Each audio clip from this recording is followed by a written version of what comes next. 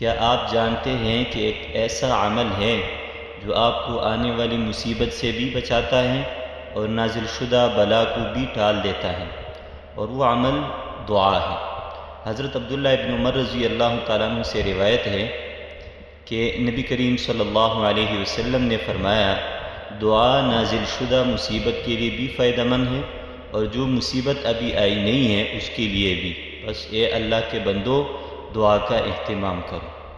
آج ہم مصیبتوں میں گرے ہیں، کبھی بیماری، کبھی بے روزگاری، کبھی دل کا سکون ختم ہو جانا، لیکن دعا وہ کنجی ہے جو بند دروازے بھی کھول دیتی ہے۔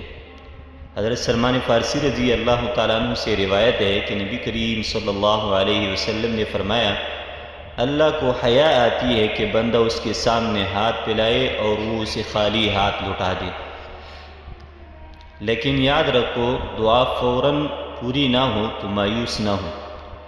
اللہ کی حکمت ہمارے تصور سے بلند ہے۔ بعض دعائیں دیر سے پوری ہوتی ہے مگر ہمیشہ بہترین وقت پر۔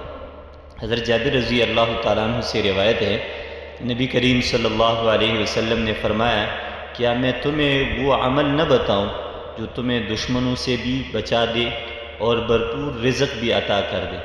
پھر فرمایا وہ عمل ہے دعا۔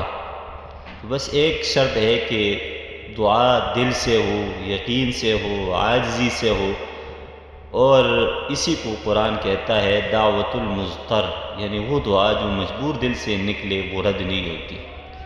تو آئیے آج سے ہی دعا کو اپنا ہتھیار بنائیں اور اللہ کے در پر مانگنے والے بن کر آئے۔ وہ سننے والا ہے، عطا کرنے والا ہے اور بے حد مہربان ہے۔ دعا کریں کیونکہ دعا مومن کا سب سے قیمتی ہتھیار ہے۔